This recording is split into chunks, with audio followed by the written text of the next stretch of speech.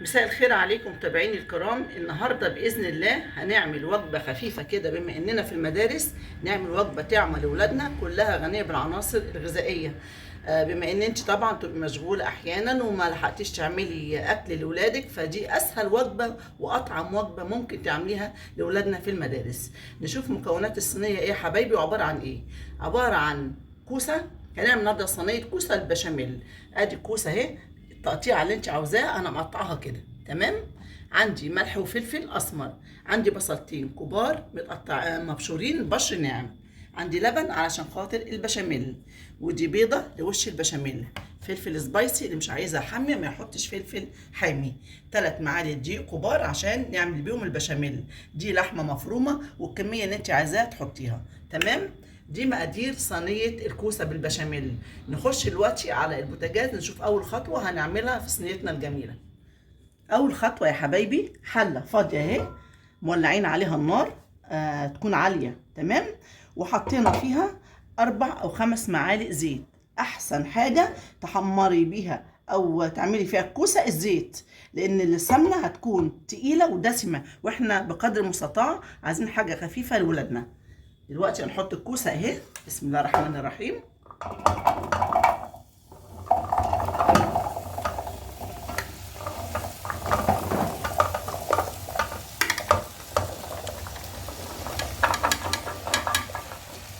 تمام كده حطينا الكوسه يا حبايبي عشان تتحمر. ناخد بس اللي وقع على البوتاجاز ده ونحطه.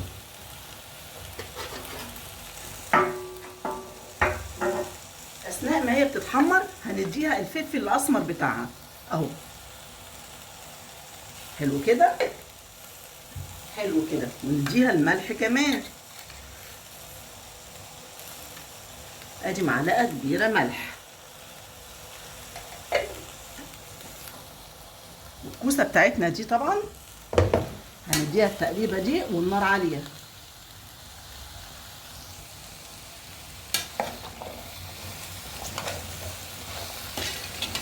بصوا يا حبايبي انا هفضل اقلبها من تحت ومن فوق لحد الكوسه دي كلها ما تديني لون، تلون معايا لون بسيط، بس انا عايزاها يعني ايه، نص سوا. هفضل اديها كده تقليبه عشان ما اطولش عليكم وقت الفيديو لحد ما تحمر معايا ونرجع تاني.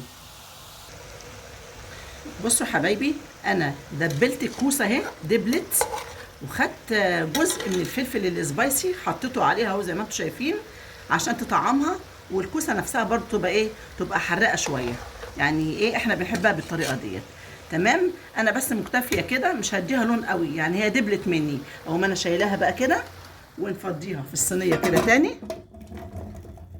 بسم الله ما شاء الله، حته حلوه قوي مع الفلفل الاسمر مع الملح مع الفلفل السبايسي. ماشي يا حبايبي، في نفس الحله دي اللي احنا عملنا فيها الكوسه عشان ما نهدرش مواعين كتير، والحله دي عملنا فيها الاكل، هنعمل فيها اللحمه المعصجه. وادي الكوسه اهي قدامكم، ما شاء الله على ريحتها تحفه تحفه. هناخد يا حبايبي معلقتين 3 زيت برضو، ماشي اهو قدامكم. حلو كده، في نفس الحله اللي حمرنا فيها الكوسه اهي. وناخد البصل اللي احنا بشرينه،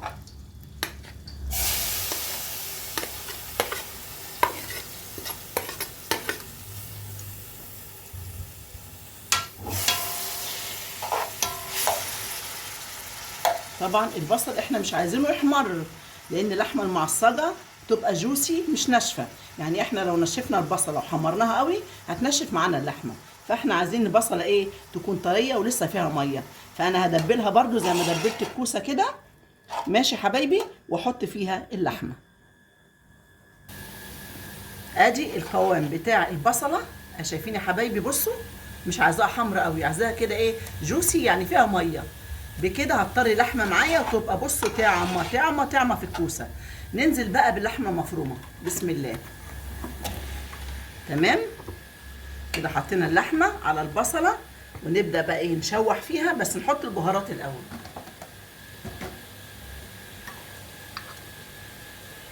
دي معلقه كبيره كزبره ناشفه، انا ما ذكرتهاش، بس دي ايه يعني، انا بحب اعملها قوي واحطها في تركايه يعني في الاكل بتاعي، بتدي طعم حلو قوي وريحه حلوه.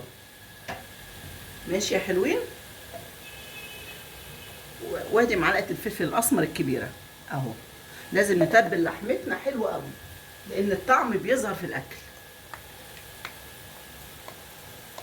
دي معلقه الفلفل الاسمر، معلقه الملح سوري. ماشي، ادي معلقه الملح، ما نحطش كتير، ممكن تحدقها قوي. لما تتعمل معانا تتشوح كويس ندوق الحرقيه بتاعتها، لو محتاجه ملح تاني هنحط لها ملح، بس احنا ايه اكتفينا بدول دلوقتي. وهي بتتحمر كده او بتتشوح او بتتعصج ايا كان، نحط باقي الفلفل السبايسي اللي احنا حاطينه نصه في الكوسه. تمام تمام. نشوح بقى، يلا بقى ونشم الروائح الجميله. طبعا بما ان ولادنا يا حبايبي مش بيحبوا الحاجات السبايسي، فما تكتريش او حطي حاجه بسيطه، المهم تبقى ايه مستحبه الطعام.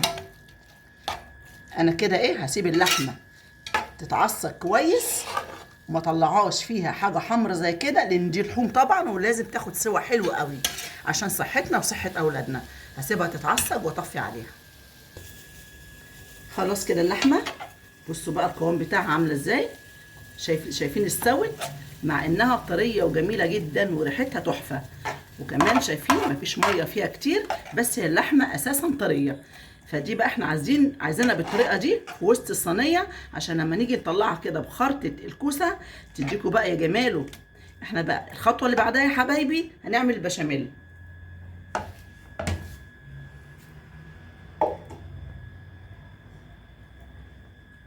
معانا حله فاضيه كده، وهنحط فيها حبه زيت حلوين عشان البشاميل. ماشي، وهنحط فيها الدقيق 3 معالق كبار.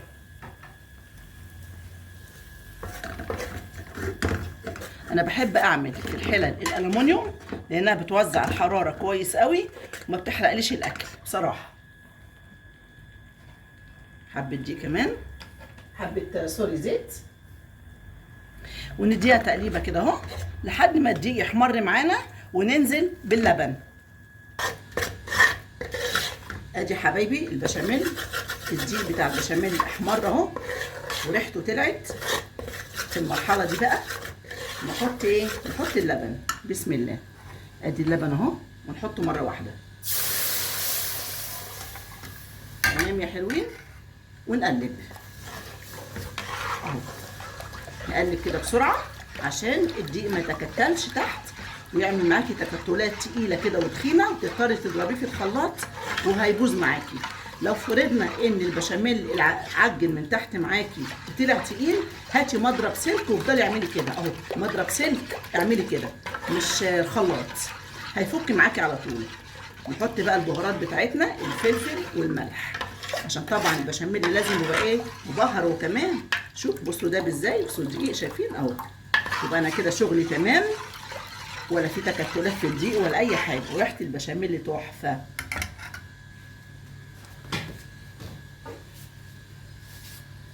دلوقتي احط بقى ايه معلقه ملح كده، ماشي مش كبيره، وهنحط حبه فلفل اسمر برضو اهو، لان انا عايزه انكه البشاميل زي ما انا نكهت الكوسه اهو. نعلي بقى على النار، نبدا نقلب في البشاميل بتاعنا لحد ما يتقل. اول ما يخلص يا حبايبي هطفي عليه، ونيجي بقى نرص الكوسه بالبشاميل بتاعتنا الجميله اللي هندخلها الفرن.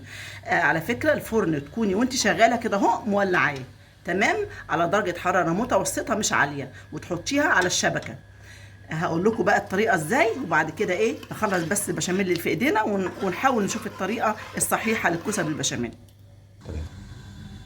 خلاص يا حبايبي البشاميل، بصوا بقى انا عايزه اوريكم القوام بتاعه. بصوا شايفين اهو، كريمه ما شاء الله، لا هو تقيل ولا هو خفيف ولا في تكتلات ولا اي حاجه.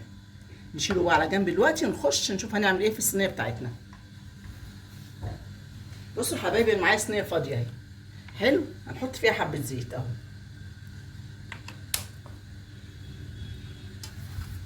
ادي اهو، ماشي.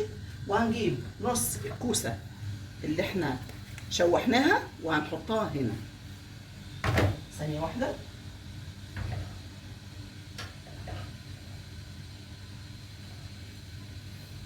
اهو يا حبايبي، بسم الله. يا جماله يا جماله، ايه الحلاوه دي؟ بصوا الكوسه نزلت ميه ازاي. حتى احنا ما بنعملها في الخضار بتنزل ميه كتير. اهو احنا عايزين بس ايه نصها. تمام اهو كده فردنا نص الكوسه. صينيه جميله وطعمه جدا جدا. وبعدين الكوسه دي كانت اكل الرسول صلى الله عليه وسلم، كان بيحب الكوسه بيفضلها، والبقدونس والحاجات اللي هي ايه ما بتتخنش وكلها عناصر غذائيه. حط كمان معلقه هنا. تمام يا حلوين، تمام يا حلوين. كده احنا ايه فردنا الكوسه بالمعلقه. كله بالامكانيات اللي انت بتشتغلي بيها. ما تحاوليش تحطي مواعين كتير في ايدك، ما تحاوليش تجيبي حاجه جديده، اللي انت شغاله بيه اعملي بيه. تمام يا حلوين اهو. يلا بينا ناخد باقي اللحمه المفرومه. اهي ادي اللحمه اللي احنا عصجناها. يلا بينا. الله الله الله، ايه الجمال ده، ايه الطعامه دي. صينيه بقى مغذيه فيها كل العناصر الغذائيه. يلا يا مراد افردي بقى، افردي كوستك الحلوه كده باللحمه المفرومه. يلا لمتابعينك الكرام الحلوين اللي بقالي كتير ما وقفتش معاكم وعملت لكم حاجه، بس معلش والله يعني انا كان عندي ظروف. كده نفرد اللحمه المفرومه اهو زي ما انتم شايفين، ونحاول الحتت اللي ما فيهاش نحط فيها. بس هي حتى لو ما فيهاش لحمه مفرومه بتتاكل كده ايه، تاكلوها بقى جنب مخلل، خيار مخلل، مخلل مشكل، اللي يعجبكم. بس والله هي بتتاكل كده لوحدها. تمام ادي فردناها. نجيب نص الكوسه اللي فاضله. يلا بينا. يا جماله يا جماله، يا حركاتك يا تركاتك يا عم الشيف.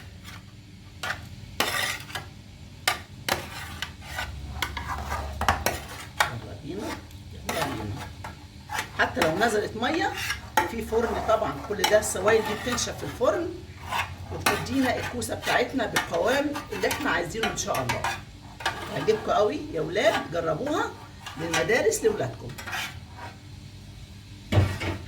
وشايفين الفلفل السبايسي اللي احنا حطيناه، يعني كمان طعمنا بالكوسه مش اللحمه بس.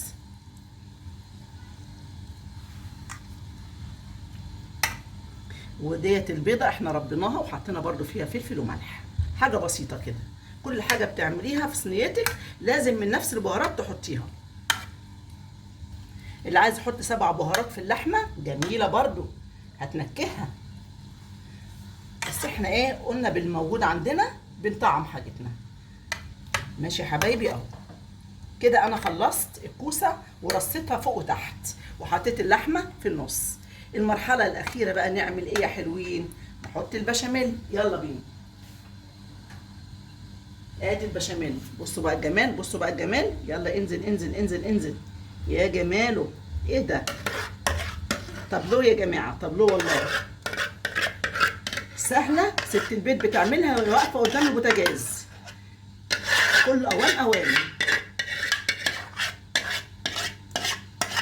يا جماله. يلا نرص البشاميل. بصوا بصوا كريمه تفرد لوحدها اهي. كل حاجه احنا بنعملها في البيت والله ربنا بيبارك فيها وبيطعمها وبيخليها جميله جدا لنا ولولادنا. واللي يعملها بقى ويجربها بألف ألف هنا وشفا ليه ولولاده. ادي يا حبايبي الصينيه ما شاء الله مفيش حاجه ناقصاها غير انها تدخل الفرن. بس كده. اخر حاجه بقى نحط ايه؟ البضايه بتاعتنا اللي احنا ربيناها كده. ماشي. ونحطها بقى ايه ونفردها على الصينيه كده اهو. يلا بقى يا جماله اهو. افردي بقى، يلا افردي بمعلقه، تفردي بفرشه اللي عندك. المهم ايه تخلي البيضه دي كده على الصينيه بتاعتك، تفرديها وتخليها واخده الصينيه كلها كده عشان تديك اللون الحلو الذهبي في الفرن بتاعك. لو الفرن مش بيديلك لون يا حبيبه قلبي، بعد ما تطفي على الصينيه افتحي الشوايه تاخد لون بسيط كده من فوق بس، وهو المطلوب اثباته. خلاص يا حبايبي انا هفتح عليها الفرن. تمام. وبعد ما تخلص وتطلع من الفرن انا هوريكم الصينيه الجميله بتاعتنا دي. طلعنا الصينيه يا حبايبي هي من الفرن. بصوا بقى الجمال، هي لسه سخنه مولعه بس انا حبيت اوريكم شكلها. خدت لون ذهبي حلو، يعني ما رضيتش اتك عليها قوي عشان خاطر طبعا تدي اللون الجميل دوت وتفتح النفس. دلوقتي هسيبها تهدى شويه ونقطع خرطه ونشوف جمال صينيه الكوسه بالبشاميل. بصوا بقى الجمال، بصوا الجمال بقى اللي طالع يا جماعه. بصوا ادي لما قطعنا الكوسه بالبشاميل خرط، شايفين؟ بصوا انا عايزه اوريكم. بصوا الطبقات بتاعتها، طبقات الكوسه واللحمه وطبقات الكوسه اللي من تحت وادي البشاميل. حاجه يعني ما شاء الله، طلعت روعه روعه روعه. وبعدين الطعم بقى ايه ولا اروع. شايفين؟ انا مرفعها لكم عشان تشوفوا طبقات البشاميل والكوسه من جوه. جميله جدا جدا يا جماعه. وادي نص الصينيه اهو بخيرها ما شاء الله. يعني احنا عملنا طبقين للعيله كلهم اهو، ونص الصينيه بحالها، يعني تكفي وجبه كمان ليوم تاني.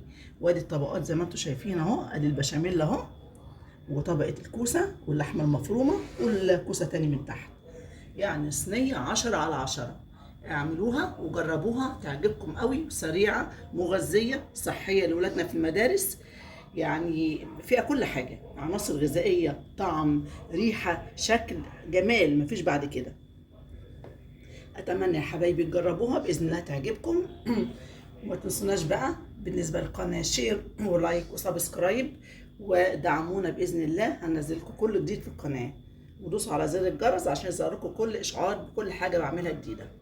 شكرا يا حبايبي، السلام عليكم ورحمة الله وبركاته.